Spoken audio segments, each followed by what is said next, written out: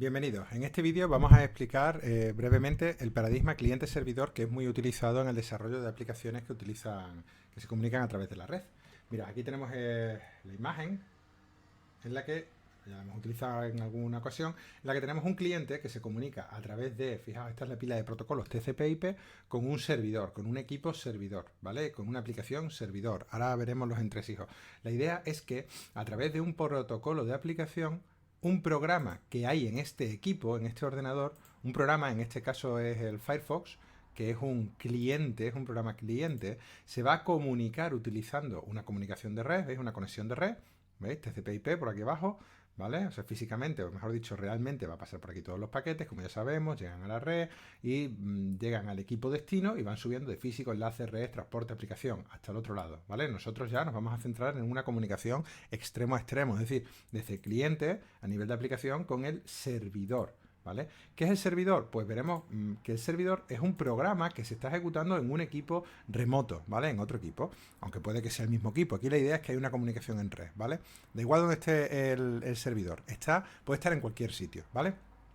Lo importante es que el cliente, el programa cliente, se comunica con el programa servidor a través de una comunicación de red utilizando un protocolo de red.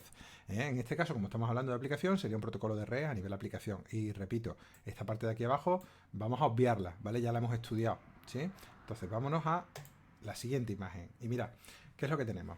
Pues tenemos que este cliente, que es un programa, ¿veis? Es una aplicación cliente, ¿vale? Mozilla Firefox, se comunica con un programa, ¿vale? En un equipo remoto.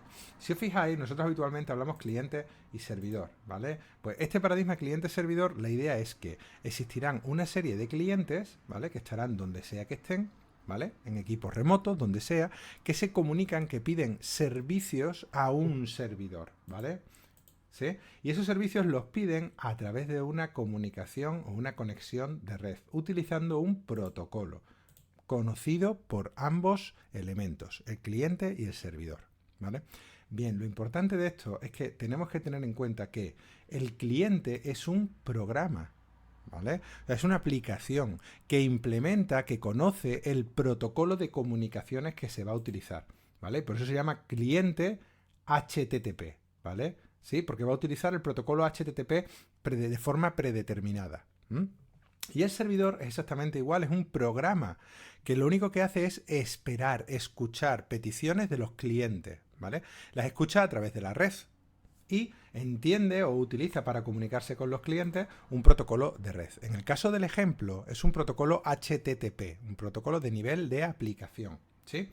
Fijaos, aquí tenemos Apache, que es un servidor web, que se está ejecutando en un ordenador. Este ordenador suele ser un ordenador potente, que tiene muchos recursos, ¿vale? Porque tiene que recibir muchas peticiones. Y a ese ordenador se le denomina también servidor, para que veáis. Pero realmente cuando hablamos de cliente-servidor, el cliente es un programa que se ejecuta en un equipo que también se denomina cliente, el equipo cliente, y el servidor es un programa que se está ejecutando en un equipo que habitualmente se le denomina equipo servidor, porque es el que recibe las peticiones. Pero la idea es esa, que el programa, el servidor, va a recibir peticiones de clientes y las sirve. ¿Cómo las sirve? Pues depende del protocolo que sea. Por ejemplo, ya hemos estudiado una serie de protocolos, pero por ejemplo, el HTTP es un protocolo que sirve para navegar por páginas web. Por tanto, el cliente, ¿qué es lo que va a solicitar? Acceder a una página web. ¿Y el servidor qué es lo que va a hacer? Recibe la petición del cliente y le responde con una página web. ¿Veis? O sea, esa es la idea del paradigma cliente-servidor. Hay un programa que es servidor, ¿vale? Que recibe peticiones de clientes, en este caso de este cliente y de este otro, y las recibe y las sirve, responde a esas peticiones, ¿vale? Utilizando un protocolo, en este caso HTTP, ¿vale?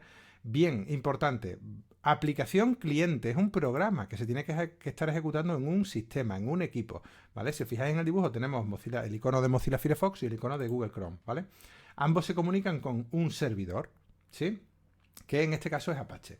El detalle de esto es que, y aquí es donde vamos a entrar y vamos a estudiar una serie de términos importantes y de elementos importantes en esta comunicación cliente-servidor en entornos reales, es que el cliente tiene que saber dónde está el servidor, ¿vale? Porque estos paquetes que salen del paquete tienen que llegar al servidor. Cuando vosotros os conectáis a una página web, ¿qué es lo que hacéis? Utilizáis un nombre de dominio, no utilizáis una dirección IP. Hasta ahora nosotros hemos estudiado direcciones IP. Realmente a través de la red se utilizan direcciones IP, pero los humanos no estamos acostumbrados a trabajar con direcciones IP. Y es más, las direcciones IP pueden cambiar.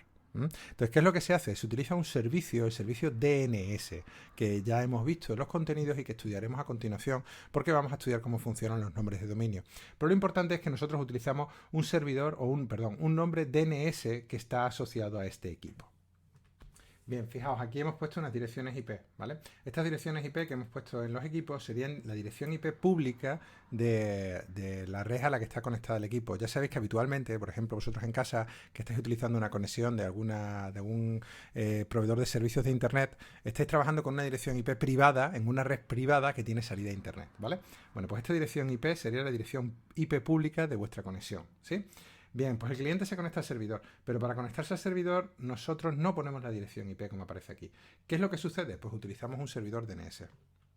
Bien, nosotros tenemos servidores DNS, hay una serie de servidores DNS, el que conocemos casi todos es el de Google, el 8.8.8.8, ya veremos cómo funciona este servicio de nombres, porque es un servicio jerárquico, ¿vale? Pero para nosotros vamos a suponer que hay un servidor o varios servidores, pero que nosotros le preguntamos a un servidor y ese servidor nos resuelve el nombre de dominio. Es decir, yo no me voy a conectar al equipo cuya IP no tengo por qué saber. Es un número que además puede cambiar si yo cambio el servicio de sitio, ¿vale? O sea, yo tengo una IP estática, la tengo contratada con un servicio de hosting, lo cambio y puede cambiar, ¿no?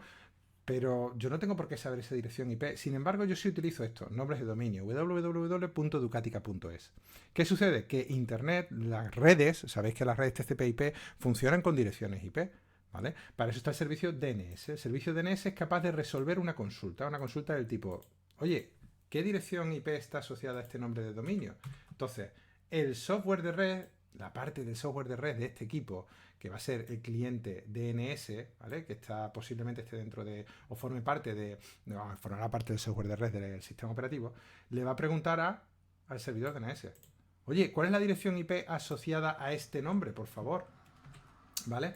Y el servidor DNS, voy a poner la nubecita esta por aquí, voy a poner esto por aquí, el servidor DNS recibe esta petición que utiliza el protocolo DNS, ¿veis? O sea, esto de aquí va a utilizar este protocolo. Voy a quitarle el de abajo ahora en un momentito para que veáis, ¿vale? Esto utiliza un protocolo que es el protocolo DNS, que ambas partes tienen que conocer, ¿veis?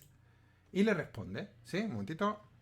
Bien, entonces, el cliente solicita información sobre este dominio y el servidor, ¿qué es lo que hace? Busca en su base de datos o realiza preguntas a otros servidores DNS y al final lo que le devuelve como respuesta, utilizando siempre este protocolo, el protocolo DNS, responde una información. ¿Qué información? La dirección IP asociada a ese nombre de dominio, 161.23.10.32. Con esta información, ahora ya sí, el cliente, es decir, Mozilla Firefox, se puede conectar a este equipo. ¿Veis? O sea, así funciona, así de simple. Al final, la red funciona con direcciones IP. Sin embargo, nosotros los humanos, pues las direcciones IP se nos van de las manos. Y eso que están representadas no como un número de 32 bits, sino como 4 bloques de 8 bits en decimal, que más o menos, pues oye, lo podemos manejar, ¿no? Pero volvemos a lo de antes, esta dirección IP puede cambiar. Yo solo tengo que actualizar la base de datos en los servidores DNS y cualquier consulta contra este dominio, ¿vale? www.ducatica.es me va a llevar al servidor donde están las páginas web. ¿Entendéis? Esa es más o menos la idea o el funcionamiento de DNS. Lo veremos un poquito más en detalle, ¿sí? Pero quería comentaroslo para que vierais dos detalles. Mira, cliente. Aquí tengo un cliente HTTP que se comunica con un servidor HTTP. ¿Veis? ¿Sí? ¿Y qué protocolo utilizan? HTTP. HTTP es el protocolo que ambos utilizan para comunicarse y ambos programas, porque son programas, deben conocer. En el programa, en el equipo cliente, en el software de red del sistema operativo que estemos ejecutando, tiene que haber un cliente DNS. Y ese cliente DNS se encarga de conectarse con el servidor DNS para resolver nombres. Si os fijáis, cuando hemos configurado tanto Windows como Linux, la parte de red, es decir, cualquier adaptador de red o interfaz de red, uno de los parámetros que configurábamos en TCP/IP versión 4 era la dirección IP del servidor DNS primario. ¿Veis? Y esa es la dirección IP, que es lo único que tenemos que conocer, esa IP, ¿vale? ¿Qué utiliza el software de red para resolver nombres de dominio? ¿Sí? Resolver nombres de dominio significa que le mandamos una consulta al servidor DNS con el nombre del dominio y él nos responde con una dirección IP. ¿vale? Como es el caso. Así funciona DNS, ¿vale? Y es fundamental para las empresas, porque os repito, las empresas, los usuarios no tienen por qué tener conocimientos de direcciones IP y aunque lo tengan, no tienen por qué saber cuál es la dirección IP asociada a cada equipo, a cada impresora, a cada recurso de red, etcétera, ¿vale? Bien, fenomenal. Esta sería la comunicación, así funciona, importante. Software cliente, software servidor, ambos tienen que conocer el protocolo de red. Fenomenal.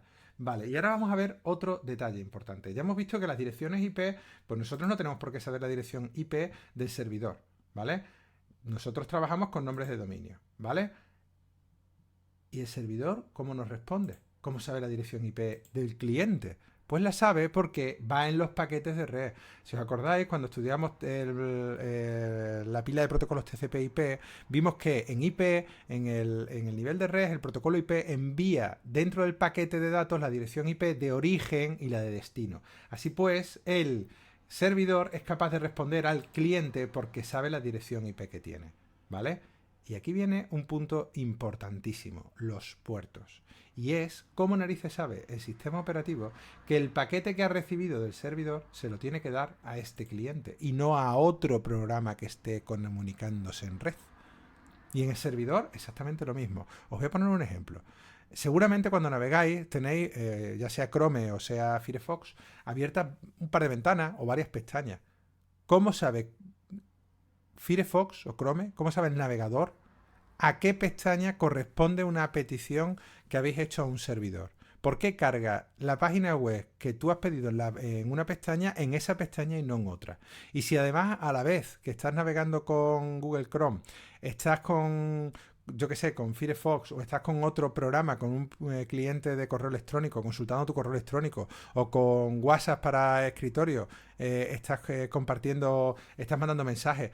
¿Cómo sabe el software de red de tu sistema operativo a quién tiene que entregar los paquetes? Porque hay muchos programas ejecutándose en tu sistema. Y en un servidor, en un equipo servidor, puede pasar lo mismo. Mira, vamos a representarlo que yo creo que es más fácil. Bien, vamos a ponernos en la siguiente situación. Mirad, tenemos, si queréis en la misma red o si queréis en redes distintas, me da igual. Podemos pensar que es una intranet, ¿vale? Que están conectados a través de dispositivos de red, ¿vale? Switch, etcétera. Y tenemos un servidor que tiene varios servidores en ejecución.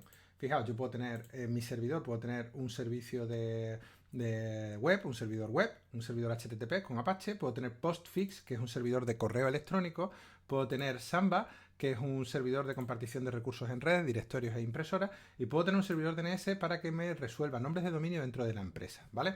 Bien, como suponemos, en este caso práctico, que estamos en una empresa, vamos a suponer que estamos utilizando direcciones IP reservadas, ¿vale? Este va a ser la 100 y vale, al servidor le vamos a dar una dirección IP 172, fijaos privada, la 16, ¿vale? 0, la, por ejemplo, 2, ¿sí? Fenomenal.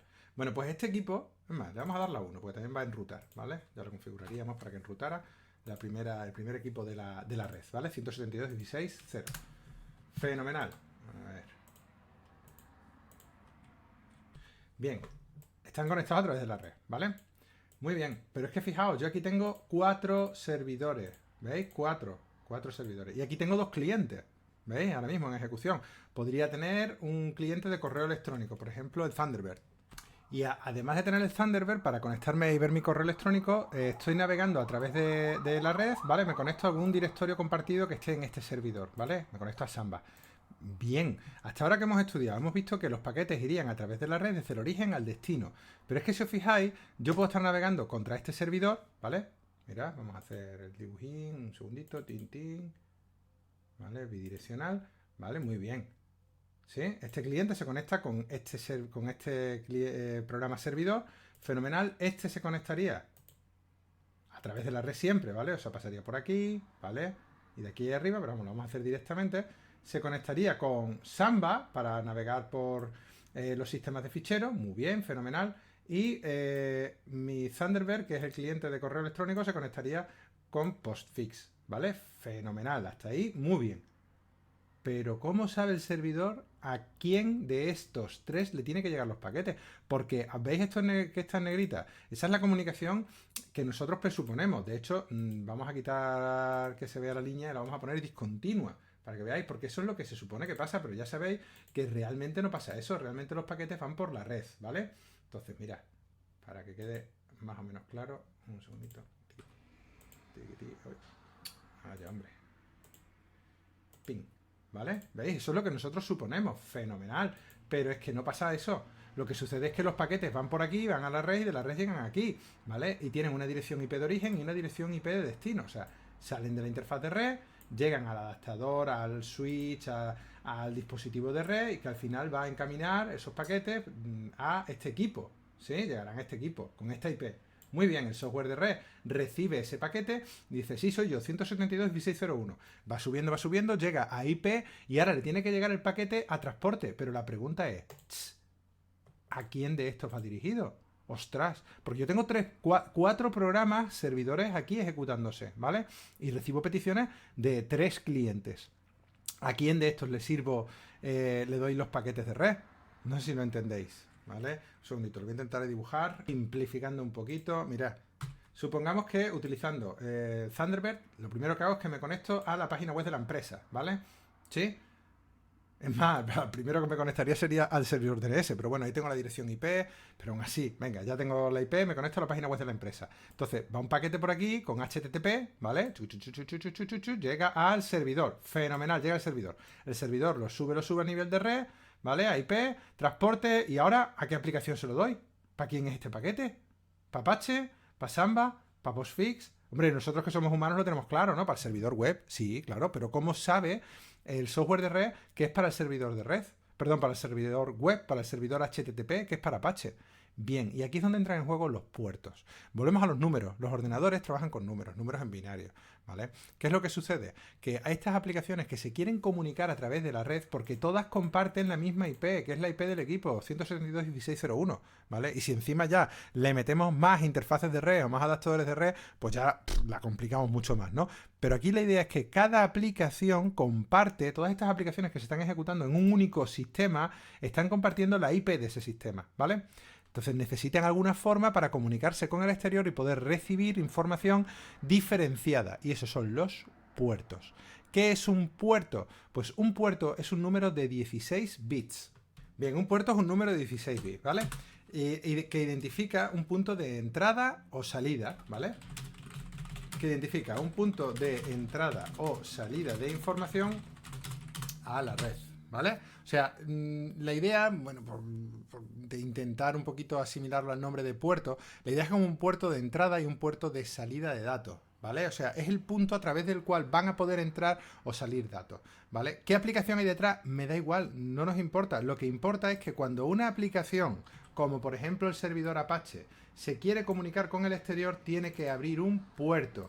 Si quiere enviar datos, tiene que abrir un puerto de escritura, un puerto de salida, ¿vale? Y si quiere escuchar, es decir, recibir peticiones, tiene que abrir un puerto de entrada, ¿vale?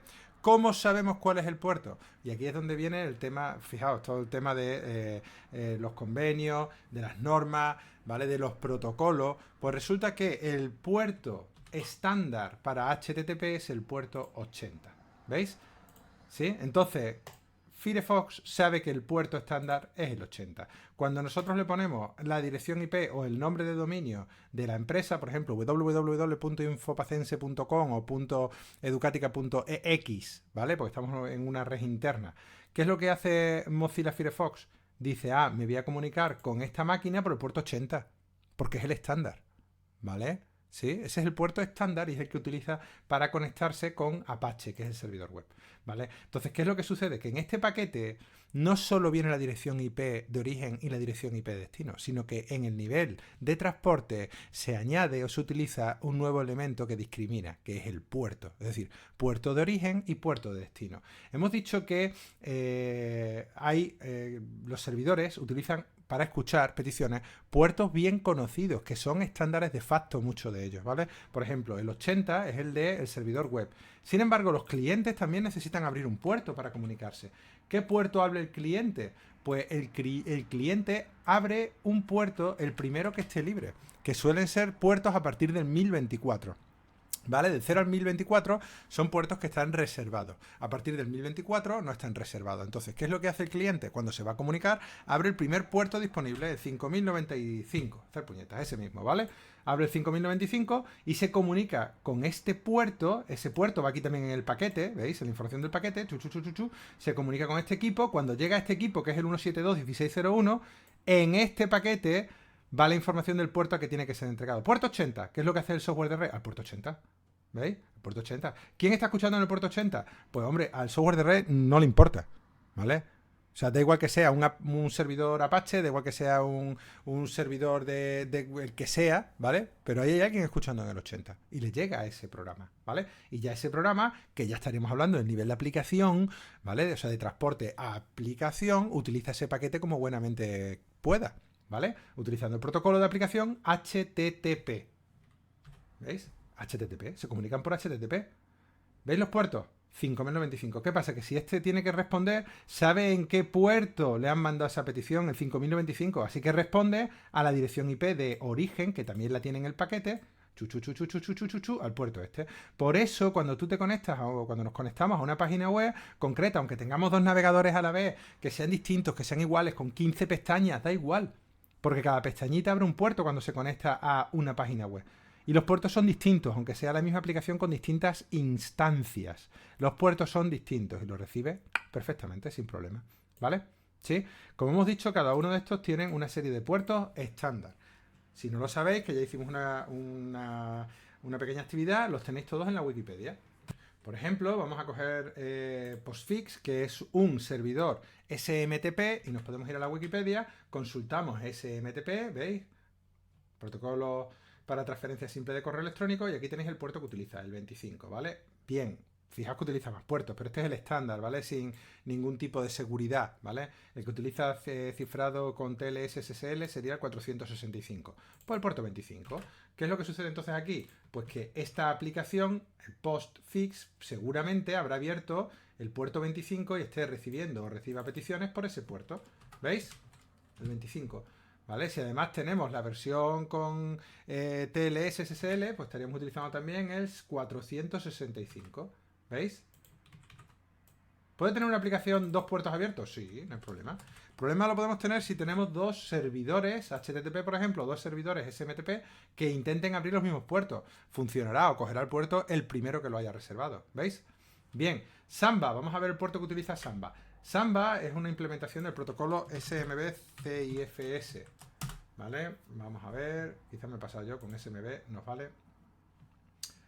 SMB. Un momentito. Esto, el directo. Aquí lo tenemos. Server Message Block. 445. ¿Qué es lo que hace Samba? Pues abre el puerto 445 y está a la espera. ¿Veis? De peticiones. Si llega una petición al puerto 445, pues la sirve Samba.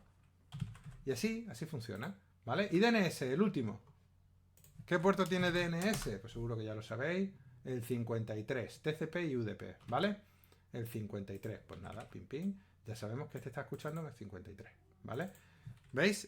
Estos son los puertos, ¿vale? Cada aplicación que quiera comunicarse a través de la red tiene que abrir un puerto, porque tenemos varios programas, todos estos programas que están aquí, todos estos están compartiendo una única conexión de red, ¿vale?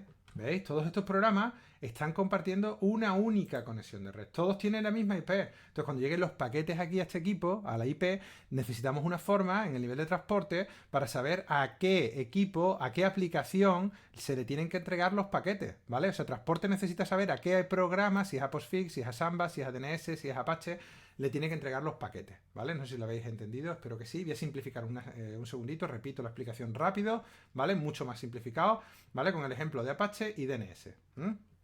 Bien, súper sencillo. Supongamos que a través de Firefox nos queremos conectar a la página web de la empresa, ¿vale? Y utilizamos el nombre de dominio www.miempresa.info o .local, ¿vale? ¿Sí? Fenomenal. Al poner ese nombre de dominio, se tiene que resolver el nombre de dominio. Claro, necesitamos la dirección IP del servidor. ¿Qué es lo que hace el software de red del sistema operativo? Le manda un paquete con el protocolo DNS, ¿veis? Utilizando el protocolo DNS a nivel de aplicación, le manda un paquete al servidor DNS, llega a 172.16.01, el paquete llega aquí, y claro, al llegar aquí, va subiendo y cuando llega a transporte, ¿a quién se lo entrego? Se mira el puerto y el puerto es el 53. Así que se le entrega a DNS. ¿Por qué el puerto es el 53? Porque es el puerto que utiliza como estándar el servidor DNS. Entonces el software de aquí, DNS, el cliente DNS, sabe que el destino, el puerto destino es el 53, ¿vale? Bien, fenomenal. Pum, le llega a DNS, DNS responde. ¿A qué puerto responde? Al que haya abierto el software de red, el cliente DNS, y le responde con la dirección IP asociada a www.miempresa.info, ¿vale? Por ejemplo. Ahora, ¿qué es lo que sucedería? Pues que con HTTP se quiere conectar Mozilla Firefox, ¿a quién? Al servidor web, que resulta que está en el mismo equipo, en 172.16.01, ¿vale?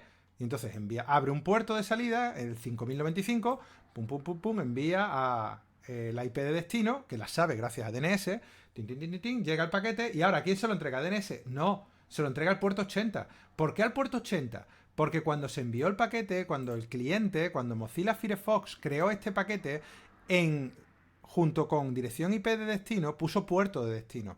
¿Y cómo sabe que el puerto de destino es el 80? Porque estamos utilizando el protocolo HTTP. Y por defecto, en HTTP, sin la S, el puerto de destino es el 80. El puerto en el que está escuchando el servidor web es el 80. Se puede cambiar. Y lo veremos cuando estudiamos URLs, ¿vale? Pero si yo no le indico lo contrario, se va a conectar al puerto 80, que es el puerto por defecto.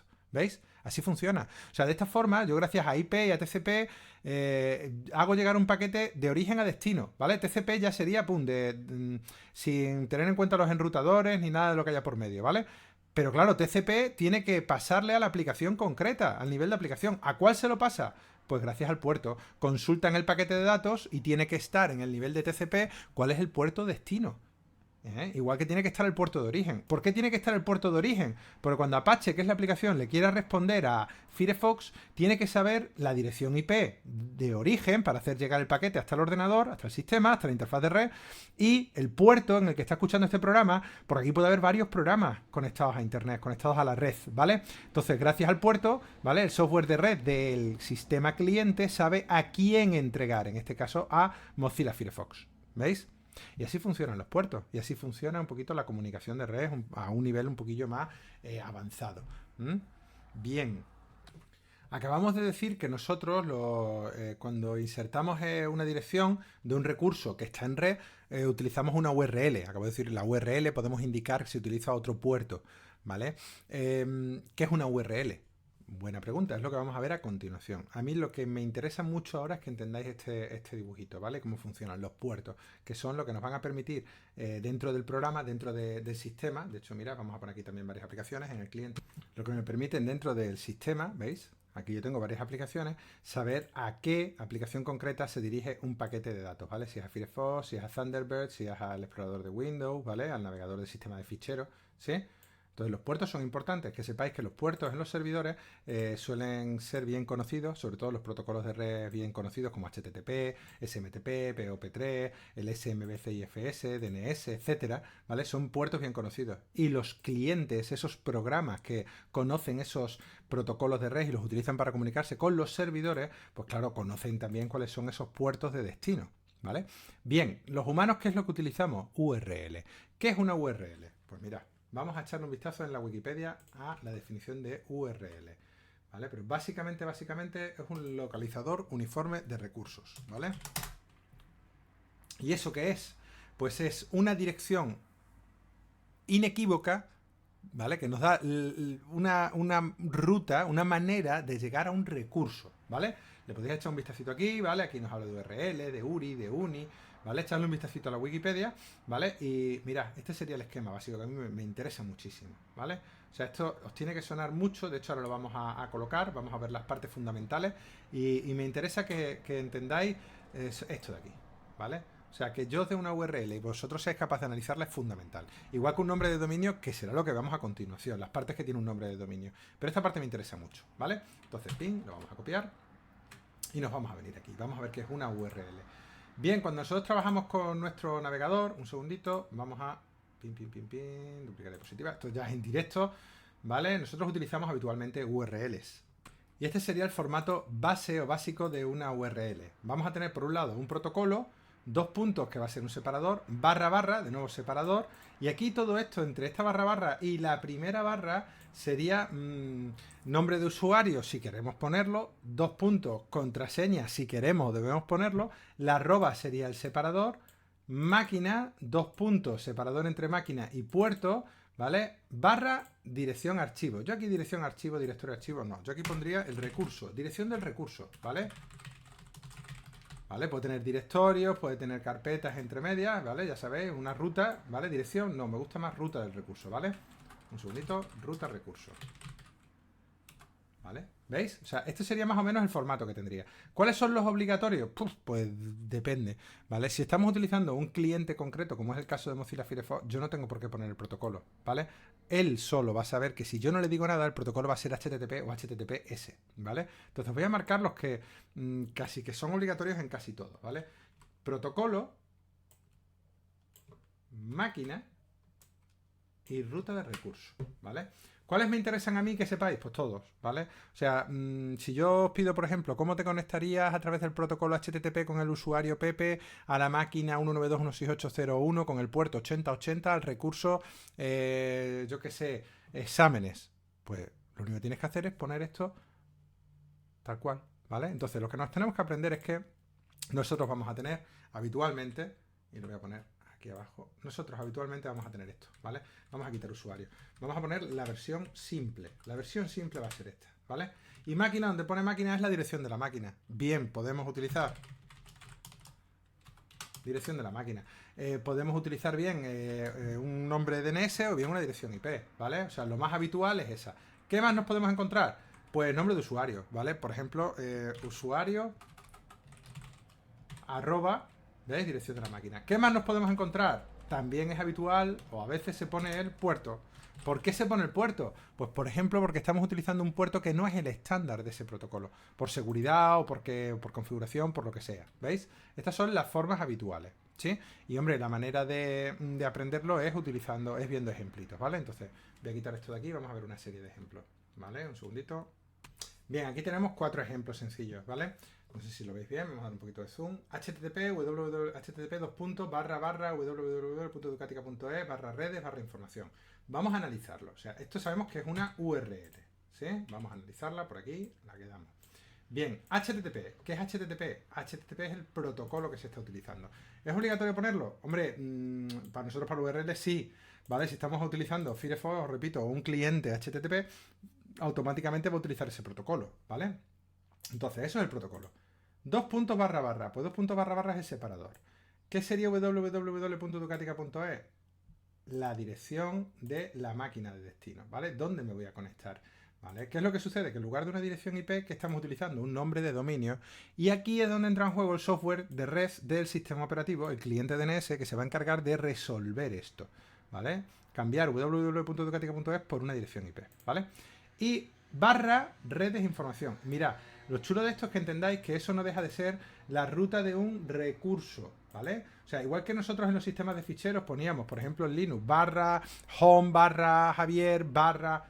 ¿Veis? Esto es la ruta de un recurso. Entonces, ¿qué estamos accediendo? Estamos accediendo al recurso redes, que está dentro del principal, ¿veis? De la carpeta principal, del raíz, ¿vale? O sea, dentro de www.educatica.es, la máquina esta, con el protocolo HTTP, el recurso estaría dentro del raíz, en el directorio redes, información. ¿Qué es información? Pues puede ser un directorio, puede ser un fichero, ¿vale? Aquí ya depende del protocolo, nos va a funcionar de una forma o de otra. Por ejemplo, hablando de HTTP, si fuera información un directorio que está dentro del directorio redes, estaríamos accediendo al fichero de índice, un index.html, un index.php, index. Lo que sea, que esté dentro de este directorio de información. ¿Veis? ¿Sí? Pero lo importante es que veáis que esto es un recurso, la ruta del recurso. Es decir, dentro de este servicio, ¿vale? Del servicio HTTP que está en www.educatica.es, estoy accediendo al recurso redes información, ¿vale? Bien, continuando con este ejemplo. ¿Y si me dijeran que resulta que queremos acceder a ese recurso barra redes barra información, pero que el servidor web está escuchando en el puerto 8080? ¿Qué tendríamos que hacer? Pensadlo un momentito, dale la pausa. Bien, ¿qué tendríamos que hacer? Pues la URL sería muy parecida. La diferencia es que yo aquí tendría que poner 2.8080. ¿Veis? Acabo de poner el separador, 2 puntos y 8080, que sería el puerto en el que está escuchando. ¿Veis? Puerto destino, el 8080. O sea, yo en la URL le puedo dar más información, puedo especificar un poquito más. Esto es como los parámetros en los comandos. Le estoy dando más información al cliente para que se conecte al servidor. ¿Veis? ¿Sí? Imaginaos que además me dicen que dentro de la información yo lo que quiero acceder es a listado.txt. Pues sin problema. Puerto 8080, fenomenal. Información barra listado.txt. O sea, esta es la ruta del recurso dentro del servidor web. ¿Lo veis? ¿Vale? ¿Sí? Un segundito. ¿Veis? Listado TXT. ¿Vale? No, mira, me piden que accedamos a información, a barra redes, barra información por el puerto 8080, pero con el usuario MarinaPG. Pues nada, no hay problema. Todo igual, lo único es que tenemos que incluir un usuario. ¿Cómo se incluye el usuario? Aquí delante. MarinaPG, arroba, ¿veis? Con la arroba es el separador y después el resto, nombre de la máquina, etcétera. ¿Veis? MarinaPG, arroba, www.educatica.es, 2.8080 barra... Estos son las URL. Y la única forma de aprenderlo, pues bueno, tener claras cuáles son los elementos que podemos tener. Siempre protocolo, 2 puntos, barra, barra, dirección de la máquina. Podemos meter un usuario, arroba, dirección de la máquina. Podemos meter puerto, ¿vale? ¿Sí? Y la ruta del recurso. ¿Veis? ¿Sí? ¿Alguna duda? Espero que no. Si tenéis alguna duda, utilizad los foros, por favor. Vamos a seguir resolviendo, ya que estamos. ¿Vale? Y vamos a coger el FTP. FTP alberto@debian src. Bueno, pues mira, FTP es el protocolo, ¿vale? Que estamos usando en esta URL. ¿Sí? Lo vamos a poner por aquí. Plin. FTP, fenomenal. Esto sería el protocolo. Lo hemos puesto en rojo, pues nada, en rojo. Alberto, ¿qué es? El nombre del usuario. Alberto va a ser el nombre del usuario que se va a utilizar para conectarse a ese protocolo. Debian.es, pues eso sería el nombre de dominio de la máquina a la que yo me voy a conectar, ¿vale? Debian.es, fenomenal, ¿vale? Y distribuciones SRC, pues esa es la ruta del recurso dentro de este servicio, ¿veis? Dentro de este servicio esta es la ruta del recurso, barra distribuciones, barra SRC. ¿Vale? Imaginaos que me dicen que aquí el servidor FTP no utiliza los puertos estándar, el 20 el 21, sino que lo hemos cambiado y utiliza el 10.021. Vaya, bueno, pues no pasa nada. Me voy a conectar al 10.021. Oye, utiliza el puerto 10.021 sin problema. 2 puntos, 10.021. ¿Veis? 10.021. Y así seleccionamos el puerto que yo voy a utilizar. 10.021. Fenomenal. Vaya, hombre, lila no es el mismo. Un segundito. ¿Veis? El 10.021. Tampoco es el mismo. Vale. Entonces, por coger un poquito. Un segundito. Arreglado. ¿Veis? 10.021. O sea, al final las URL lo que tenéis que entender es que es siempre lo mismo. Primera parte, protocolo, ¿vale? 2 puntos barra barra. Ahora, dirección de la máquina. Podéis poner el nombre del usuario delante de la dirección de la máquina. No es obligatorio, pero se puede poner. ¿Vale? Detrás de la dirección de la máquina podéis poner el puerto separado con 2 puntos y el puerto que tú quieras. Y después la ruta del recurso comenzando por el raíz, ¿vale? Imaginaos que me dicen, no, acceda al directorio raíz de Debian, ¿vale? Sin utilizar usuario. Usuario anónimo, vale, fenomenal. Usuario anónimo, pues sin usuario. Al raíz de Debian, pues nada. No, pero escucha, ya no es Debian.es, ahora es ftp:/debian.es. Ostras, ¿y por qué ahora pones FTP? Porque ese es el nombre del dominio. Y aquí viene también un poquito el tema de los nombres de dominio, ¿vale? Que lo vamos a estudiar a continuación. ¿Sí? Pero bueno, esto al final se va a resolver por una dirección IP. Lo importante es que veis que le he puesto la barra, porque estoy accediendo al recurso raíz que está dentro de este servidor, este equipo, ftp.debian.es, y estoy utilizando el protocolo FTP, ¿vale? Bien, SMTP... ¡Pum! Venga, vamos a analizarlo. SMTP Javier @educatica, pues nada, mirad. SMTP es el protocolo. Tenéis que conocer los protocolos fundamentales, ¿vale? SMTP es un protocolo de envío de correo electrónico, ¿sí? Javier, pues Javier es el usuario, ¿vale? Nombre de usuario. ¿Por qué lo sabes? Pues porque viene una arroba que separa del nombre de la máquina. Y el nombre de la máquina es educatica.es, fenomenal. Entonces yo sé que en la máquina educatica.es me voy a conectar con el usuario Javier a través del protocolo SMTP y que el recurso al cual yo quiero acceder es /correos/recientes. ¿Veis? ostras, que resulta que, mira, es que este protocolo, perdón, este servidor SMTP lo hemos cambiado para que utilice otro puerto no estándar porque, por lo que sea, no tiene mucho sentido porque si no después no va a tener comunicación con el exterior, vamos a tener problemas, pero bueno, para que veáis. Utiliza el 5555, ¿vale? Pues 5555, ¿veis? Sí, aquí lo importante es que veáis que es una URL y cómo se analice las partes que tiene. ¿Vale? Y la última, smb www.castelar. Un segundito. Oh, la hemos liado. A ver. Ya. Madre mía. Bien. Vale, pues eso se queda así. Che. Vale. smb vamos a quitar la flechita esta que nos molesta, fuera. smb www.castelar. Bien, smb es el protocolo que se utiliza para compartir directorios en redes de Microsoft, ¿vale? Sí, es el que utiliza Samba, ¿vale? SMBCIFS, ¿vale? Es el que utiliza para compartir, ya os digo, directorios e impresoras en redes entre iguales de Microsoft, ¿vale? Bien, ¿cuál es la ruta o cuál es la dirección de la máquina? Aquí no tenemos usuario, ¿veis? Directamente la dirección de la máquina. ¿Cómo sé que no tenemos usuario? Porque no hay ninguna arroba.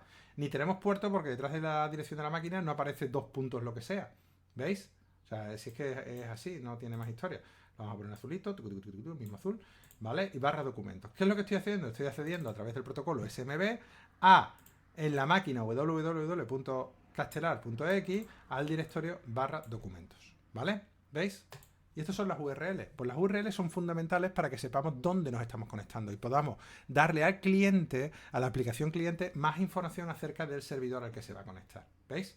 O sea, por ejemplo, yo a mi navegador, si le paso este HTTP 2.8080, sabe que se tiene que conectar a esta máquina, pero por el puerto 8080, no por el estándar, que es el 80. ¿Vale? Bien, espero que todo esto os haya servido, que hayáis entendido qué son las URL, qué son los puertos, etcétera. Y vamos a terminar el vídeo, aunque se está haciendo un poquito largo, con DNS, porque me interesa mucho que entendáis DNS también, ¿vale? Para ello vamos a consultar DNS en la Wikipedia. Bien, aquí tenemos el sistema de nombres de dominio, ¿vale? O DNS. Pues más o menos aquí os explica, pues eso, que es un sistema de nomenclatura que sirve para asignar nombres a direcciones IP, que es jerárquico, ¿vale? Porque, bueno, utiliza una jerarquía, igual que el sistema de ficheros parecido, descentralizado, porque no hay un solo servidor DNS, sino que hay muchos servidores DNS, ¿vale? Para dispositivos conectados a redes IP como Internet o una red privada. Es decir, yo puedo montar un servidor DNS en una red privada. Ya habéis visto en el ejemplo cómo yo dibujo un servidor DNS en una intranet, ¿vale? Esto lo leéis tranquilamente porque es muy interesante, ¿vale? Nos dice que el servidor DNS utiliza una base de datos distribuida en distintos servidores, ¿vale? Que es jerárquica. Y aquí vais a ver la imagen que a mí me interesa para que veáis que es jerárquico. Esto, ¿veis? Esta es la jerarquía. Todos los nombres comienzan por el punto que está más a la derecha, que no se pone, ¿vale? Y aquí lo que tendríamos, se leen de derecha a izquierda, se leen de derecha a izquierda, los nombres de DNS se leen de derecha a izquierda, aunque nosotros los leemos de izquierda a derecha, www.educatica.es, se lee de derecha a izquierda. La primera cadena de caracteres que nos encontramos es ES, que sería el nivel, el top level domain, el dominio de alto nivel. ES. Y esos dominios son una serie de dominios que son estándares, que son bien conocidos, que están definidos por la organización que se encarga de definir estos nombres de dominio de alto nivel, ¿vale? Nosotros tenemos COM, que sería para Community, ORG, de organismos no de organizaciones, NET, ONU, ES de España, UK de Inglaterra, PT de Portugal, etcétera, ¿vale? ¿Sí? Aquí tenéis información sobre todos estos dominios, ¿vale? Estos serían los dominios de alto nivel. Estos se llaman TLD, ¿vale? ¿Veis? Y por aquí abajo nos lo cuenta los tipos o las partes que tiene una dirección DNS. Un segundito, juraría que nos lo cuenta. Os voy a marear. Así que aquí está, ¿vale? Los nombres de dominio, ¿sí? Dice que un nombre de dominio consiste en 2 o más partes, ¿vale? O etiquetas, separadas por puntos, que se escriben en forma de texto. Y aquí tenéis es.wikipedia.org.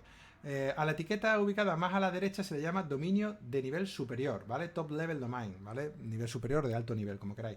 Bien, Cada etiqueta a la izquierda especifica una subdivisión o subdominio, ¿vale? Nótese que subdominio expresa dependencia relativa, no dependencia absoluta. En teoría, esta subdivisión puede tener hasta 127 niveles, o sea, podéis poner hasta 127 subdivisiones a la izquierda, ¿vale? Y cada etiqueta puede contener hasta 63 caracteres, pero restringido a la longitud total del nombre de dominio no excede a 255 caracteres, ¿vale?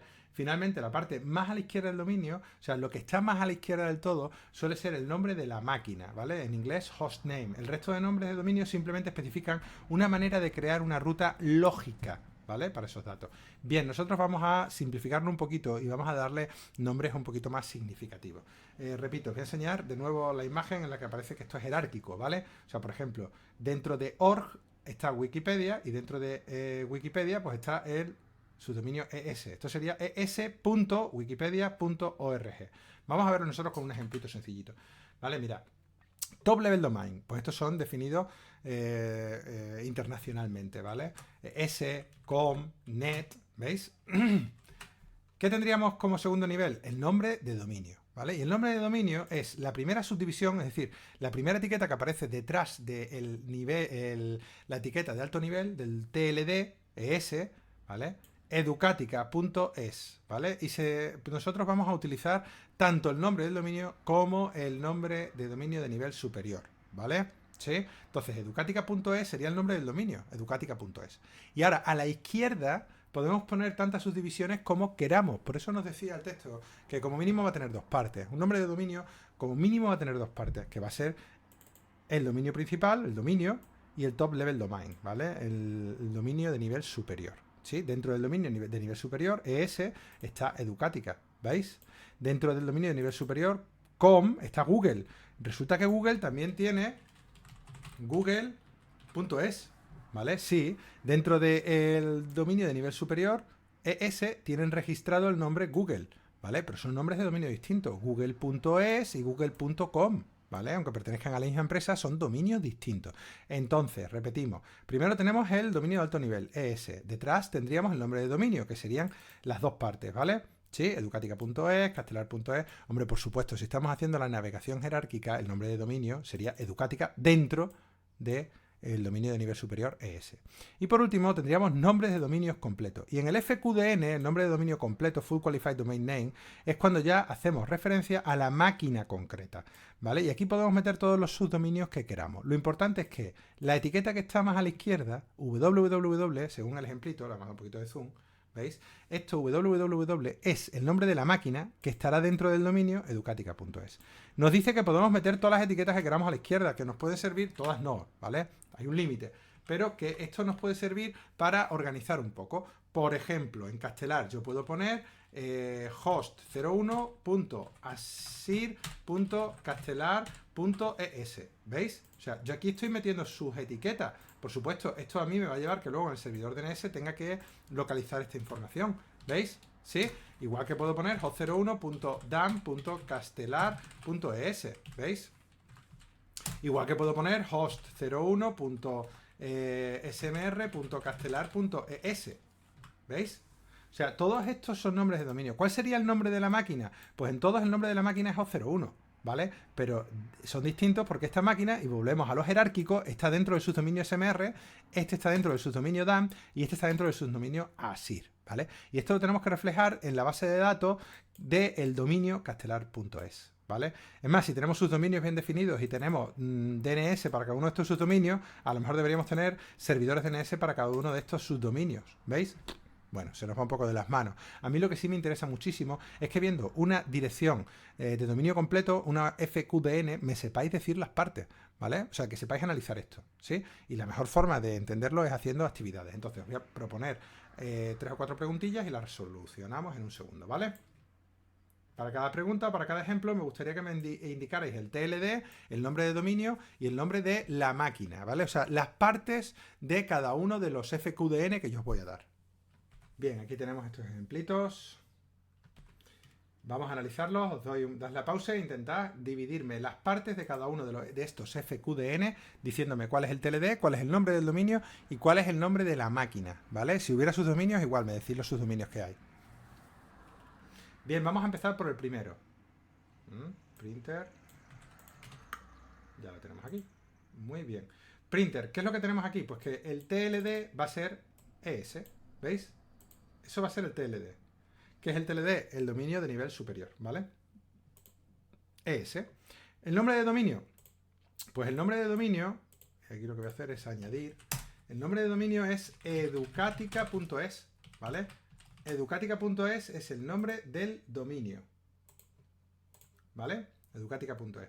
¿Y el nombre de la máquina? Pues el nombre de la máquina es Printer01, que está dentro de educatica.es. ¿Veis? ¿Hay subdominios? No, no hay subdominios. ¿Por qué no hay subdominios? Pues porque detrás del nombre del dominio, de educatica.es, aparece ya directamente el nombre de la máquina. ¿Veis? Bien, así quedaría la cosa. ¿Veis? Printer01.educatica.es es el FQDN, el top level domain, el dominio de nivel superior sería .es, ¿vale? El dominio educatica.es y después el host sería Printer01 que está dentro de educatica.es. ¿Veis?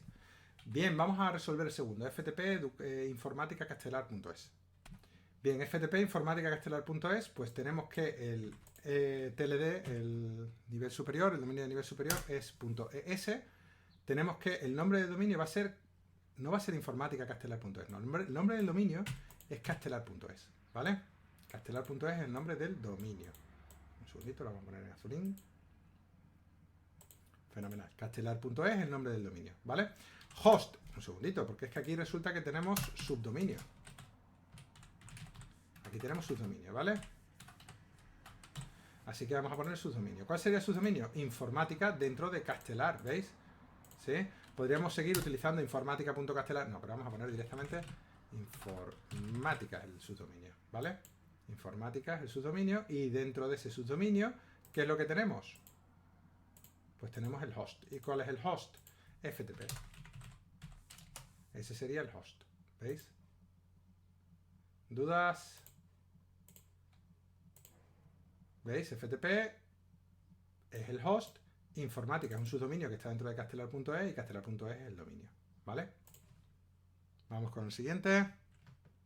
Webinfopacense.com, pues nada, tld.com, ¿vale? topleveldomain.com. El nombre de dominio, infopacense.com, ¿veis? No tiene mucha complejidad.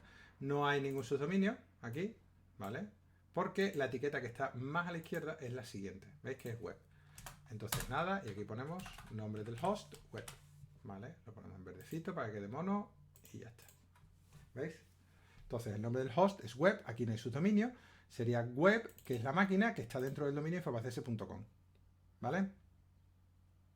Y la última es wikipedia.org. Pues mira, esto es muy típico, ¿vale? Estamos muy acostumbrados a que las páginas web tengan que estar en www, ¿vale? Pero no tiene por qué ser así. O sea, yo puedo tener aquí una web en la que la dirección IP, el nombre de dominio completo, el FQDN, no es www.infopacense.com, no, es web.infopacense.com o cursos.educatica.es, ¿vale? Y es una página web, es un sitio donde hay un sitio web, ¿vale? ¿Sí? O sea, ese FQDN está asociado, ese nombre de dominio completo está asociado a una página web, no tiene por qué ser www. Ni FTP tiene por qué ser de FTP, ¿vale? Aunque es lo más normal, ¿sí? Bien, entonces, fijaos, es.wikipedia.org, aunque es un sitio web, empieza por un nombre, nombre de host, de equipo, que no representa o no me da información de que sea una página web. Lo que me está indicando es que es en castellano, ES de español, ¿vale? De hecho, si queréis acceder a la Wikipedia, si ponéis en.wikipedia.org, accederéis a la versión inglesa. Si ponéis pt.wikipedia.org, accederéis a la Wikipedia, la versión portuguesa, ¿vale? Bien, dicho esto, ahí tenéis es.wikipedia.org. .org, un segundín. .org sería el nombre de dominio de alto nivel, el top level domain. Wikipedia.org es el nombre de dominio, ¿vale? Ya sabéis que es Wikipedia. Dentro de org no hay subdominios, ¿veis? Aquí no hay ningún subdominio. Y ES sería el nombre de la máquina, ¿vale? Como hemos dicho, ES es el nombre de la máquina que está dentro del dominio wikipedia.org, ¿vale? Y bueno, pues aquí, aunque nos lleva a una página web, os repito, no tiene por qué llamarse www, ¿vale? World Wide Web, nada, no tiene por qué llamarse así. Bien, pues esto es más o menos todo. Ya hemos visto los nombres de dominio, las partes que tiene, ¿veis?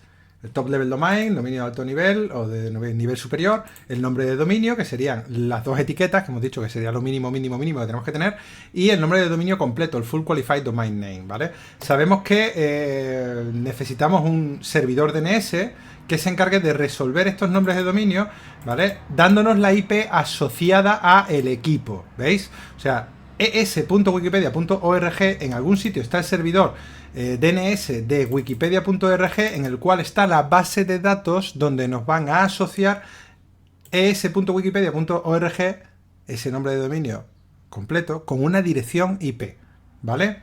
¿Sí?